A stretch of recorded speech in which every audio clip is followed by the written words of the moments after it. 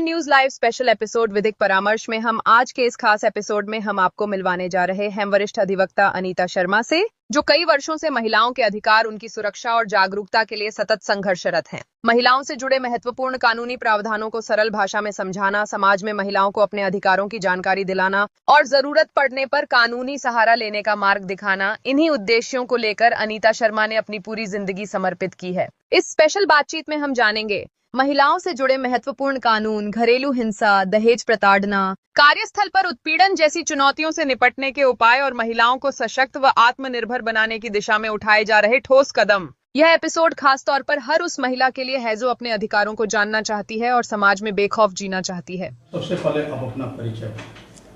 जी, मेरा नाम हुआ अनीता शर्मा और हम यहाँ तो लीगल लिटरेसी पर काम करते थे। ज्ञान विज्ञान समिति साक्षरता अभियान कब बनी, कब पास आउट हुए?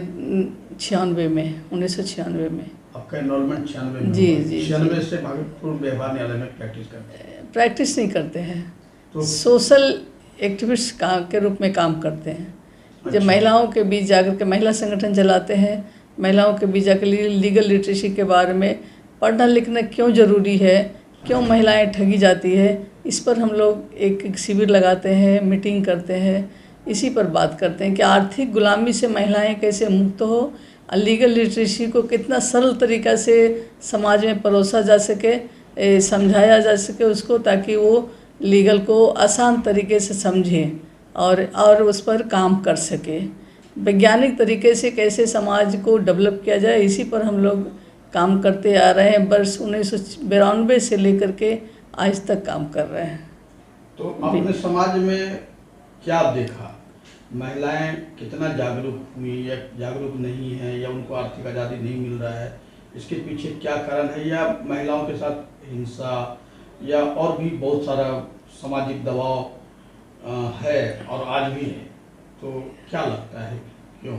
हमने जो देखा, जो हम लोग के काम किए, उसे जो पता चला कि महिलाओं के बीच छोटी छोटी 0 से 5 साल की बच्चियां हैं, फिर उसके बाद 5 साल से 16 साल 18 साल की लड़कियां जो है, तो उसको पढ़ाई में ऑल इंडिया का रिपोर्ट आप देखेंगे, हम लोग साक्षरता अभियान में थे तो उससे रिपोर्ट आता था कि 0 से 5 साल तक कितनी, जो एक सर्वे हुआ मानव संसाधन मंत्रालय के विभाग का रिपोर्ट है कि 0 से 5 साल तक कितनी लड़कियां हैं, फिर वहाँ से मैट्रिक तक कितनी, फिर उसके बाद कितने ड्रॉप आउट होते होते बैचलर तक जा नहीं पाती हैं। बैचलर तो मुश्किल से 100 में 40 लड़कियां ही जा पाई, बल्कि 60 लड़कियां ड्रॉप आउट हो जाती है।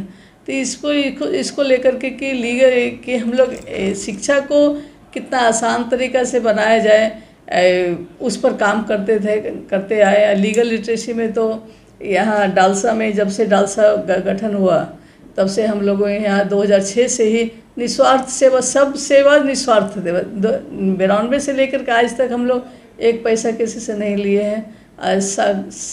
काम साक्षरता में भी थे, उस समय काम करते थे, जिला पदाधिकारी इसके अध्यक्ष होते थे, और फिर सेक्रेटरी और पूरे कमेटी के लोग सब लोग काम करते थे मिल करके हम लोग। और डालसा में भी थे, तो लीगल लिटरेसी का जितना हस्बैंड वाइफ का लड़ाई का सवाल हो, समझौता केसेस जो आते थे काउंसलिंग सेंटर में हम लोग काम किए हैं इतना दिन से, अभी तक कर ही रहे थे। और उसमें से उसका जो भी समझौता होता है, 2-3 बात पर लेकर के समझौता, अगर 10 शिकायत इनकी है, लड़का की है, तो 10 शिकायत लड़की वाले की भी है, तो सबको लेकर के 1-2 बिंदु जहाँ पर दोनों में कॉमन होता था, उसी को लेकर समझौता करते थे। 10 दिन के लिए, 8 दिन के लिए, 4 दिन के लिए, तब उसके बाद करते करते उसको वो घर जो कि नहीं जाना चाहता था, हम लोग तो देखे बहुत सारे केसेस हैं कि डिस्पोजल जो किए हैं कि नहीं जाना चाहते, 4 दिन के लिए, अच्छा जाओ, 8 दिन के लिए, फिर 10 दिन के लिए, 1 महीना के लिए, करते करते अभी कितना अच्छा उसका घर परिवार, उसका बेटा, सब बेटा बेटी बड़ा था, कहाँ जाएगा ये लोग, तो फिर सबको अभी बढ़िया से शांतिपूर्ण ढंग से रह रहा है घर में। तो ये तो हम लोगों ने देखा है, जो बस वही आत्मसंतुष्टि होती है कि समाज में हम लोग कहीं ना कहीं, हाँ, है। इसके पीछे क्या कारण है?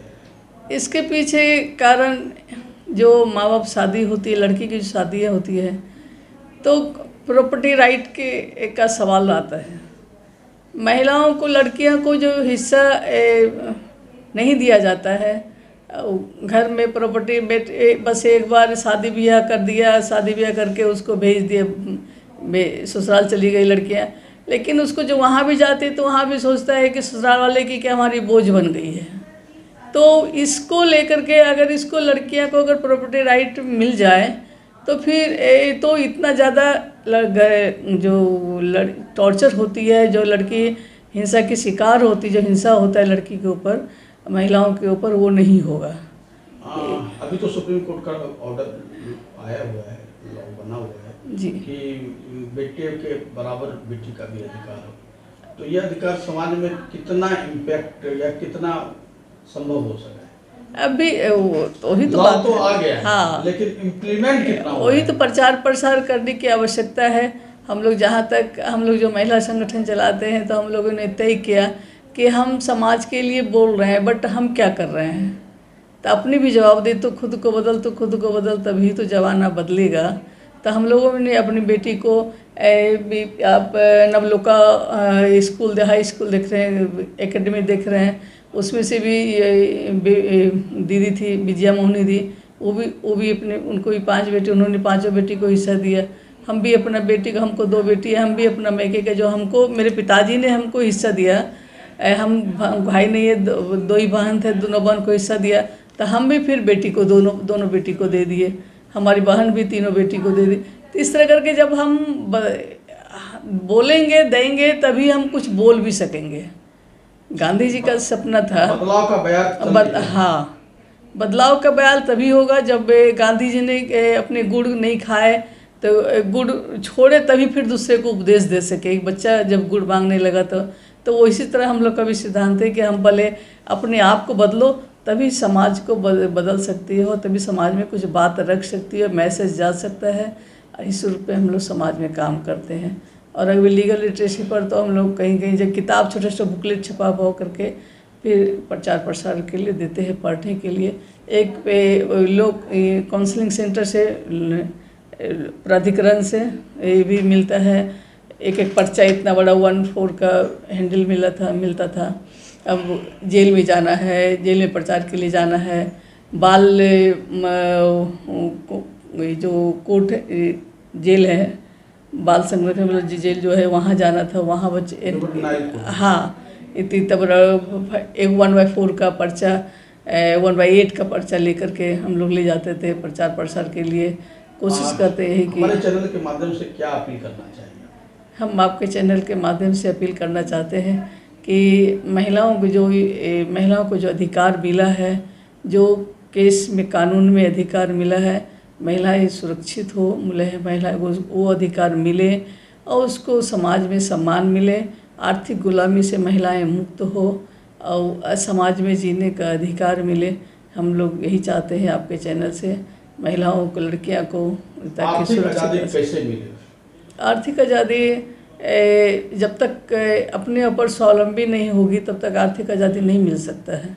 तो स्वावलंबन है सारा। हाँ, कारण का ये निदान हमको लगता है कि सिर्फ और सिर्फ आर्थिक आज़ादी से संभव है। हाँ जी, आर्थिक आज़ादी अपने आप पर। छोटा छोटा कुटीर उद्योग हम लोग ट्रेनिंग देते हैं महिलाओं को, तो सर्फ बनाने का ट्रेनिंग, वो साबुन बनाने का ट्रेनिंग, जो 10 रुपये वाला साबुन रहता है, ये सब बनाते थे अपने ही से बना करके। वो पेयर साबुन कैसे बनता है, ये सब दे करके, ट्रेनिंग दे करके महिलाओं को स्वावलंबन बनाने की प्रक्रिया जब तक सही रूप से नहीं होगा तब तक महिलाओं को आर्थिक गुलामी से मुक्त नहीं किया जा सकता है।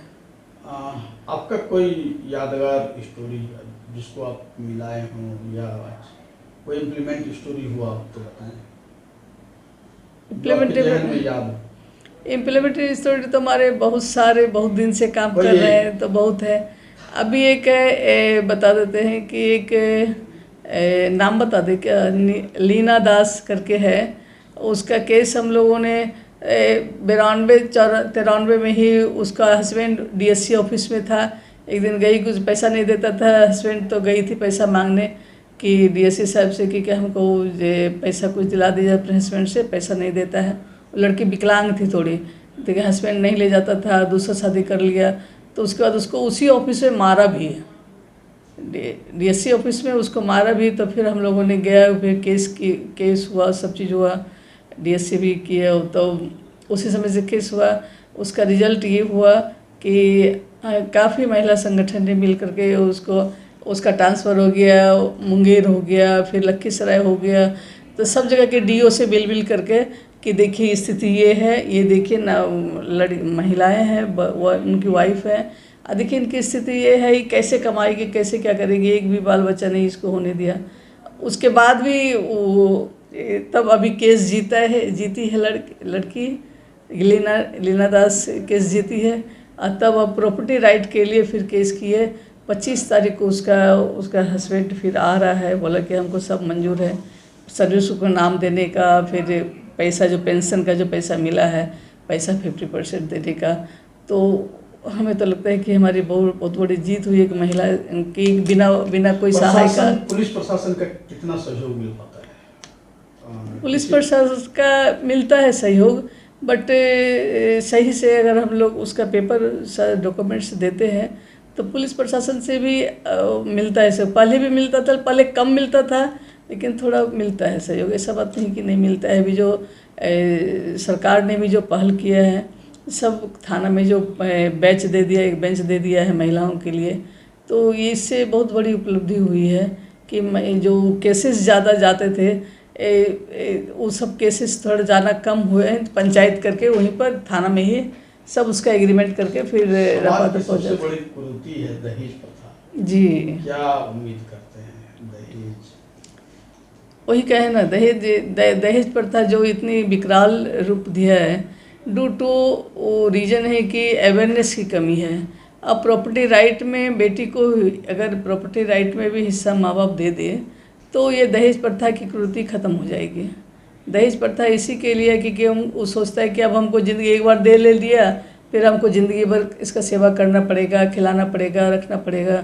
इसी के लिए ये दहेज प्रथा अभिशाप बन करके माथे पर कलंक का टीका लगा हुआ है। अगर जिस दिन इसको माँ बाप भी समझे प्रॉपर्टी राइट में मिल जाएगा हिस्सा, तो उस दिन दहेज प्रथा ख़त्म हो जाएगी। लड़कियों का अनुपातिक भी कम हुआ है जी, तो ऐसे में तो समाज की परिकल्पना कहाँ जाएगी? जब अभी देखिए कि यही राज्य है, देश है। केरला में देखिए, केरला में 1000 अगर लड़का है तो वहाँ 1100 110 115 लड़की है। 100 का लड़का है तो 110 115 लड़की है। लड़की का अनुपात वहाँ ज़्यादा है। यहाँ आपके यहाँ, हमारे यहाँ तो है कि अगर 100 लड़का है तो लड़की 927 827 900। कोई ज़िला में सासाराम में है, उधर सीतामढ़ी में है। तो महिलाओं की, लड़कियों की संख्या बहुत कम होती जा रही है। तो इस तरह करके कम होगा, चूँकि रीज़न ये है कि एक तो समाज में जो नशा विरोधी था, नशा था, इससे भी देखिए बेगूसराय में क्या हाल है कि बराबर बेटी को बलात्कार करके और गाड़ देता है ज़मीन पे। कितनी दर्दनाक कहानी में लड़कियां मौत हो जा रही है लड़कियां की। तो ये सब बड़ी दर्दनाक है। लड़कियां भी कुछ लड़कियां जो आवेश में भी आ करके, जब सम्मान की दृष्टि से बच्चियों को भी अगर घर में सम्मान सही तरीके से बेटा के अनुपात बेटी को मिले तो इतना सुसाइड नहीं हो। सुसाइड होने का भी ये भी कारण है कि लड़कियों को भी उतना सम्मानित नहीं किया जाता है। छोटा मोबाइल के लिए बेटा को पोता को दिया, पोती को नहीं दिया तो सुसाइड, अब नहीं ना समझी के कारण वो भी सुसाइड कर ले रही है, हो जा रहा है लड़कियों का। इसी के लिए अनुपात में कमी आ रही है, यही रीज़न है। अगर उसको सम्मान, छोटी बच्ची रहे, छोटे से बेटा बेटी में फ़र्क होगा तो ये होगा। ये बेटा बेटी में फ़र्क अगर बंद हो जाए समाज में तो इस तरह की तो इतना ज़्यादा हत्या और सुसाइड और लड़कियां का अनुपात कम नहीं होगा। यही है। जी, नमस्ते। M News Live।